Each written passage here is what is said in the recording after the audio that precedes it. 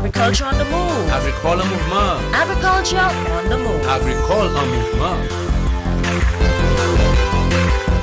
Agriculture on the move. Agricole en mouvement. Agriculture on the move. Agricole en mouvement.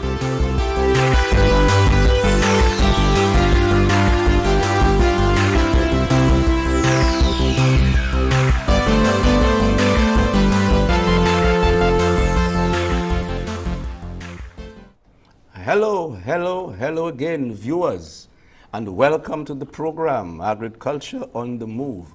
I am Philip Sidney. I want to say a happy new year to farmers, fishers, agro processors, and of course to you, the consumer. I wish you a productive new year. To all the officers in the Ministry of Agriculture, starting from the head, the minister, the PSs, DPS, all the unit heads, all the frontline officers in extension, I would like to wish every one of you a progressive 2020. I wish you health to everybody. And I also want to say a happy new year to the staff of NTN. Thank you very much for last year, for being so cooperative and ensuring that our production was well publicized. Thank you very much, and I'm looking forward for a very progressive 2020. We need to bring down our food import bill. I would like to emphasize that. You'll hear more of that again this year because that's our focus with our many programs. So that you will hear. But today is not about that. Today we're talking to Mr. Karl Augustine, who is a forest officer, and we're looking at the green economy and, of course, an agro forestry. Welcome to the program, Karl. Yes, welcome, sir. Well, you're not new to this environment. Yeah, I know you have. Karl has a wealth of knowledge, when it comes to forestry. I mean, this guy, he should be a professor. Karl, let's go into this thing. A lot of people don't know about the term green economy. Let us dissect this. What is green economy? Okay, well, the green economy, let's try to see. There are many, not examples, definitions of the green economy, right? UNEP alone recognizes around 6 or 7 definitions of the green economy. So what I'll do, I'll look at it, I'll try to define it as best as possible and give a little perspective as to the origins of the whole term. Great. So the green economy basically is economic activity which takes into consideration both the economics, three components, the economics, the social, as well as the environmental. And what they're saying in your production approaches, that all three should have the same weight in the hierarchy. So you are not going to be favoring the social over the economic, or you're not going to be favoring the economics over the environmental, and vice versa. Okay. So if you would actually look at it from a point of view of you having circles, it would be where all of those three circles, interlocked. actually interlocked.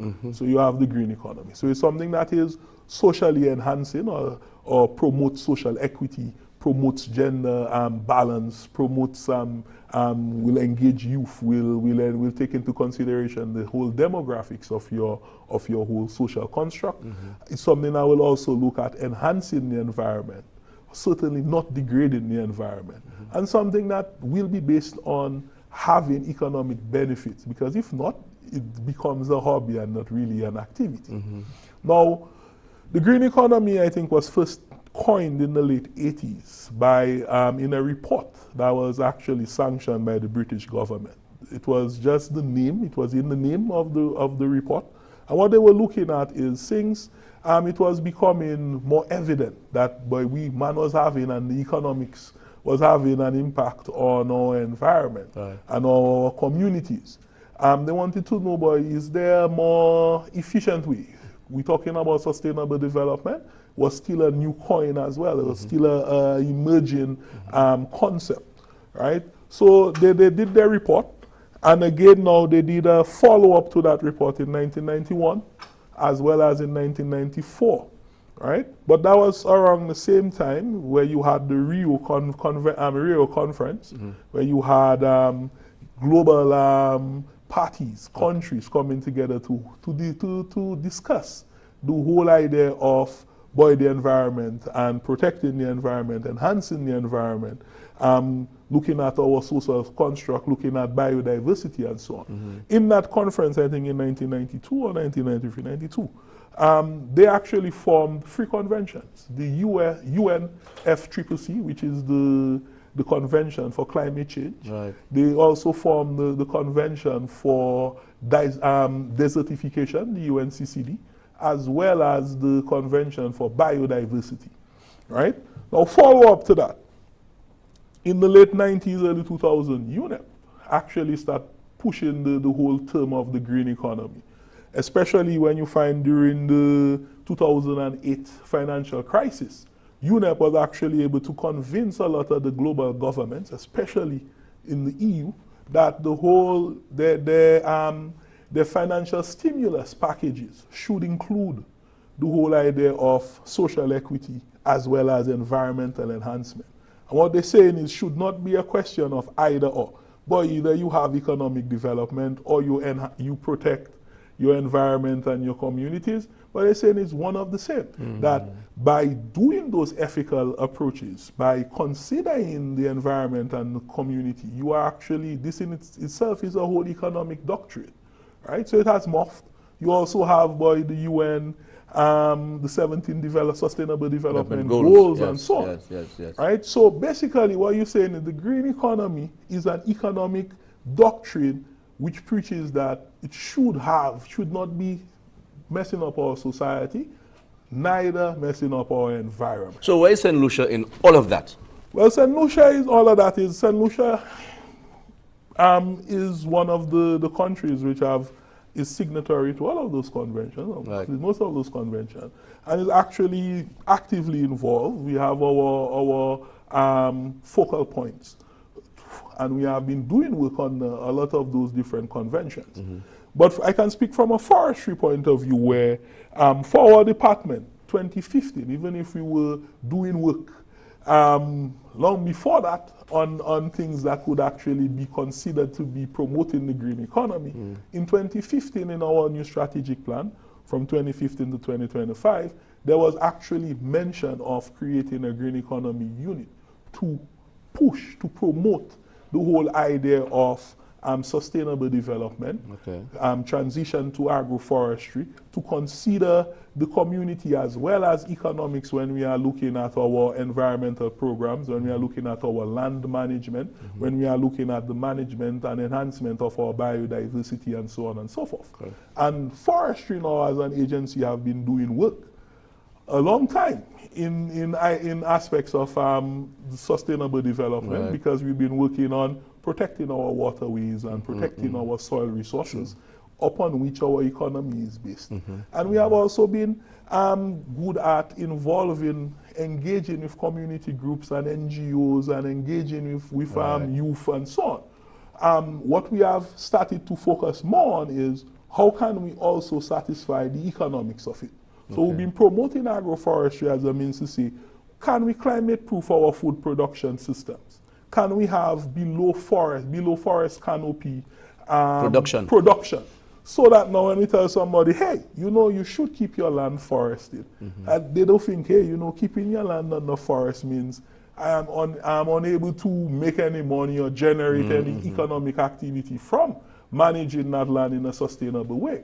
We are saying that if you can come and that forest area can be a place where you grow tree food. Hold that point. We are due for our first break.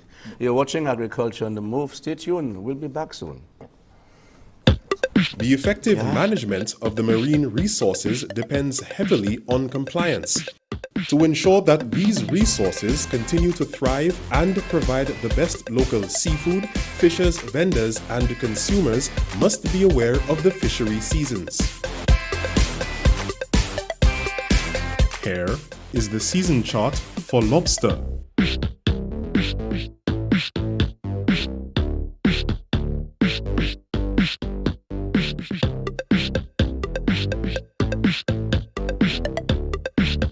Adhere to the schedule. Help maintain a thriving fishing industry for all of us. This has been a message from the Department of Fisheries.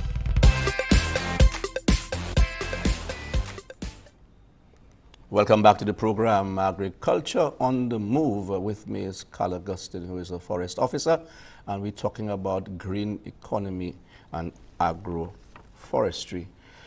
Karl, you mentioned a lot of the conventions, so let's get down to St. Lucia as you continued. Can you relate to any program that is in keeping with the green economy in St. Lucia? Okay, yes, I can actually mention a few. Okay. We have some that we have actually tested and are piloting under some of the Big Jeff programs that we actually have. Right. So, for example, I can say that under the Iron project, we've been doing just recently a farmers engagement where we are telling farmers, hey, can we help you establish things like windbreaks? Can we actually help you to establish the forests on the waterways? Can we help you to put tree barriers between you and your neighboring farmer? But what we have done now is, instead of saying now we're going to just use any type of species, any type of trees. Like you used to use before? Well, we used to use before, where we used to come under forest trees. Mainly forest species, timber species. Correct. Right now we have actually changed our species selection to favor fruit-bearing as well as economic crops, right? So we're saying that promotes the whole idea of, but you get the ecological services, the carbon sequestration, the protection of the soil, the protection of the water, but you also now get in additional benefits, the economic benefits of, you have a product that you can sell, or you have a product that you can consume in your family, right? We also now have been promoting for years. Forestry, I think, probably was the agency which started the whole idea of ecotourism. Yes. And ecotourism is a good example of the green economy, or how the green economy could function, where if you have an entity where your exploitation is not extractive, so you are not destroying or damaging anything, you are bringing in people to enjoy the whole the scenery, and so on, the whole serenity of the forest and so on. And what you are also doing is, if you do that with people from the adjacent community providing the services of the tour guiding, the trail management and so on, it means that they're earning a living. You are in the community. You're not being biased in your selection in terms of saying, well, you predominantly looking at high-end males or predominantly females or whatever. You have some equity in gender. You also have some equity recognizing that, hey, you cannot have certain activities running at any time of the day because these people have families and so on. And you pay a living wage so that these people are not working poor. You understand? So it means that the social aspect is satisfied. But you package and market your trail in such a way that you can have the type of visitation that can support that economically, that can allow you to be able to do those tours year after year after year for decades without degrading on the resource itself. But do you have any private farmers involved in that project? Well, yes, there are. We work with farmers a lot, right? Like, for example, just recently under the Jeff SGP, our department worked with the premium cocoa producers, where, for example, they were looking at the waterway close to Magwe to the Fall River, right? And most of them own lands in that valley there. They were looking at reforesting riverbank, utilizing mainly trees of economic importance. But they have already had an eye towards cocoa production and added value to cocoa and so on, processing. We help them in the establishment of a nursery under that project with Jeff SGP as well as the OECS, right? Help them with the establishment of that nursery as well as hiring people to do the planting. So we're looking at the whole idea of the public-private partnership where we as an agency under certain projects can actually engage with the landowners, right, to do those sort of activities. And what we're actually doing more and more now, Why are we calling it the green economy? Because we have been working with our social partners for decades. Even as far back as the whole idea of protecting our flagship wildlife species. We work with the community, and people have actually bought into it and see that as part of the whole identity as St. Lucians. What we are trying to right now perfect is how do we make people make money from that? Right. So that it is not just a hobby, Right. but these people can say, okay, I'm producing mainly cocoa and some other species. Can we then now go to the next level of saying, add value, process it? Can we now connect it to the increased tourism visitorship to say, boy, this is a visiting market. That if we can get every visitor to buy just one little chocolate, 50 cents, $1, it means that you could have a sector that bringing in $600,000, $1 million US a year. And that's a domino effect. And a domino effect. There's another crop, it's almost extinct, and which, I mean, every St. Lucian love. That is the baja, the wild yam. And that's almost extinct. And we have tried to domesticate it. It cannot be tamed. It cannot be tamed. It has to remain in the wild. But that environment, is there a possibility of reintroducing a program to the farmer who has land in forest lands to actually use that canopy so that he can grow this banja? Because let me tell you something, this is something that we consume a lot. Especially around Christmas time, with our salted pork and stuff like this and so on. So I'm thinking here, hey, this is a project I think you all can revisit, because the pre-elastin is really rough on that. I mean, the fellas take the entire thing and they go with it, the planting material. But I believe if a farmer takes that and runs with it, we can make money. Well, to be honest with you, this is one of the species that we are actually targeting. Right? We had some discussions recently with the people from the agriculture division of the South Louis Community College, where we are going to be doing some active research on that, because we look at that together with things like passion fruit and pomdelian as vine crops that we can come and establish in areas where people already have a canopy, or where we have already convinced farmers to leave the setback on their river and so on. Then we can use those measures as saying, look, you could still keep that zone productive. Do not look at the 30 feet that you're losing out on the riverbank as that is just unproductive space. We can come in and say, boy, plant the passion fruit, plant the pomdelian, plant the baja, because the baja now is something which is very nutritious. And it is something which, this is that's our culture. It's our culture, and it is just the normal area that it grows in. So we can come in now and say, but can we have that crop production system? And that is where the research comes in. The vanilla too is another one, eh? Well, vanilla, well, we can say the vanilla is something we can beat our chest and say that we have success in.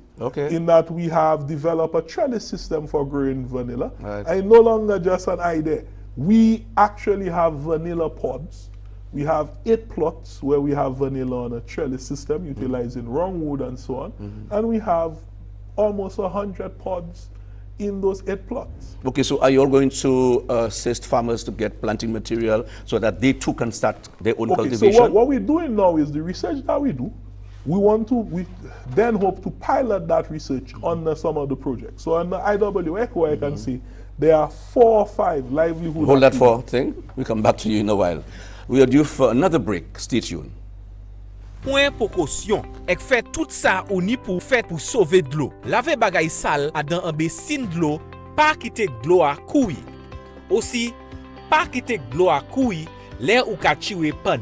Si toilet bowl ou ka coller ou ni pour mettre ten en di de bac là. Toilet bowl là ka couler si ou ka wè couler à de bowl là avant ou flush li. Un toilet bowl qui ka couler ka gaspiller un chay glou. Servi un bon pito en rose pour laver motoka. Là ou ka laver had, servi de l'eau WCA pour rouser fleur. Là ou sauver de l'eau ou ka baisser manière ou ka servi tempérament. Sauver de l'eau toutes les ou ni en chance. Ek changer toute de l'eau est content. Ça c'est en commission Rod Wasco. Welcome back. I'm excited. You know why I'm excited? It brings me back to my younger days, going, you school holidays and you go into the forest, you know, and then you go and hunt back, you know, and then you're on your crayfish, and you know, and then you get your yam, and you cook a one pot there, right there, one pot, and you're good to go. You know, I mean, this is exciting times, and I think we need to bring back, you know, that environment so that you can get people from GIS to go out there first and let them go and wet their feet, you know, and so that they can understand what's happening out there. So you spoke about IWICO. Yes. And the projects that they're having. Can you expound on that? Yes, what happened on the IWICO and the IWICO project, we want to actually pilot 4 or 5 livelihoods, sustainable livelihood, on the below forest canopy activity. Right. So we want to expand on the vanilla, because we have the research done. We want to set that up, set up some plots. We also want to do some orchids on the forest cover. So instead of you having the greenhouse setup that has a lot high cost of establishment and maintenance, management, we can probably grow it in the forest in the appropriate areas, high humidity zones. That's the environment. That's the environment. Yes, so grow it on the back of trees there, so you reduce your cost of production. Also enhance and grow more of things like the lilies, the balizé and stuff like that. Exactly, because we are in our tourism sector, we still importing millions of dollars worth of flowers. From Florida. Sadly, when this is a low-lying fruit that we can promote and do those things. Yes, exactly. Right? So we also want to test now edible mushrooms, although these are not natives. We're not looking at native varieties, because the thing with mushrooms is once you're doing wild harvesting and so on, there are those that are toxic, and it is a lot harder. You need to know them. You need to know them. So it had to build that capacity. What we're looking at is I establish species that will grow on the forest canopy, on wood, on logs. So in areas where we have let's say plantation forest that we have not thinned for a long time. That could be a productive activity where we say, okay, we thin some of the trees, but if they are too far that we can extract it, we do a setup, we grow the edible mushrooms, so things like the shiitake and things like the lychee and so on. On that, we're also looking at the whole idea, the trails and so on, community involvement in the trails. The vanilla that we spoke about earlier. But let's go back to the actual forest trees and timber harvesting. Yes. Tell me something about it, because are we still doing this? Are we still managing this? Do we have enough timber out there for our guys who are doing furniture for courts and those places? Is that available? Well, we have enough timber to satisfy a certain percentage. Right? However, I mean, we have some areas in our forest, we have the plantations, but we also have zones that may be outer plantations that may be suitable for some level of utilization. So we still sell trees. However, we have not been able to stimulate the sector. So the sector has stayed at the level of a sawyer with a chainsaw and an Alaskan mill, and you have very few value-added aspects to that.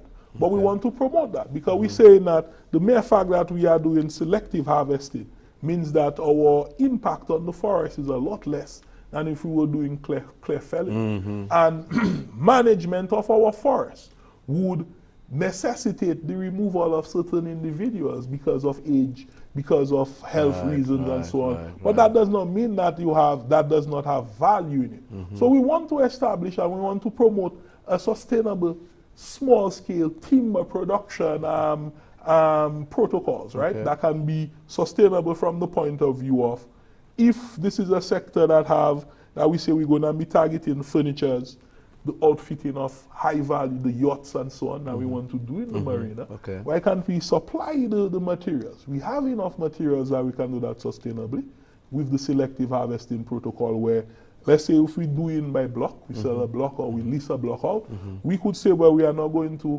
5-year period, you're not going to harvest more than a certain percentage on that block over that 5-year period. You only operate during the dry season and so on. But then we also focus on optimizing the utility of that tree, that we do not leave 60% of the material in the forest unutilized. We can use that either in the form of art and craft, Yes. even in the production of charcoal, even yes. in the production of things like certain value-added products as Yes, well. like wood shavings and Wood stuff shavings, like that. the mulch, Yes, and yes, so yes, on. for landscaping And purposes and landscaping. stuff. And then yes, we also yes. say now we need to do the value-added aspect, where the reason why a lot of the furniture made here is not locally made is because the people who do the furniture we can't guarantee the quality of the wood. So you're not curing properly. you're not certifying, Right, you're not right. drying it properly, because if you air dry, you can not go down below 16 to 12%. So, Karl, moving forward,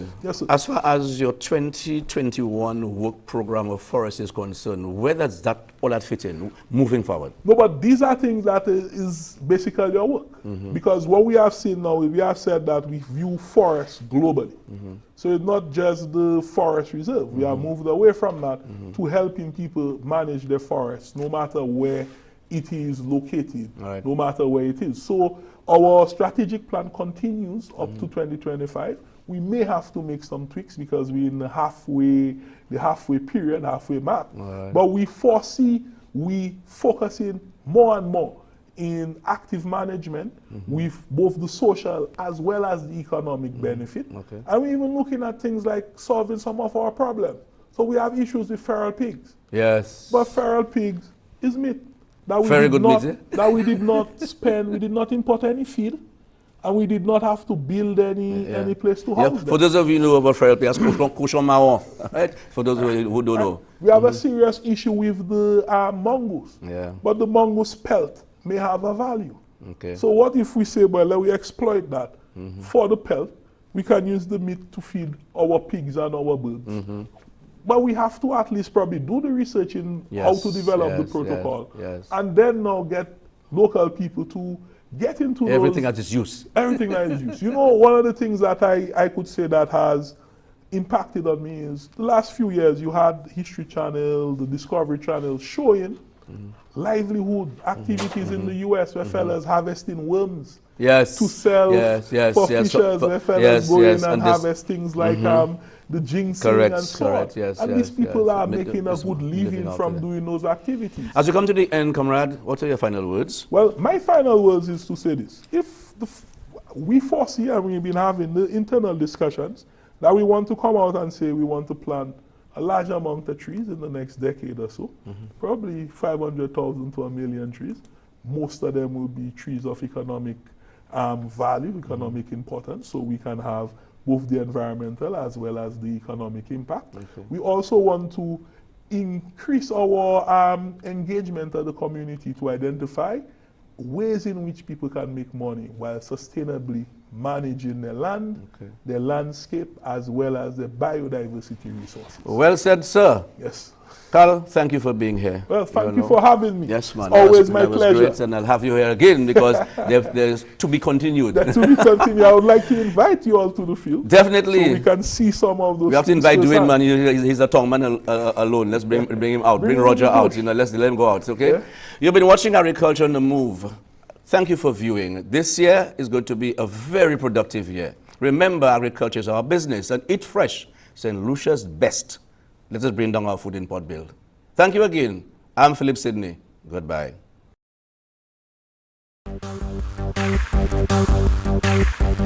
Agriculture on the move. Agricole mouvement. Agriculture on the move. Agricole en mouvement. Agriculture on the move. Agricole mouvement. Agriculture on the move. Agricole en mouvement.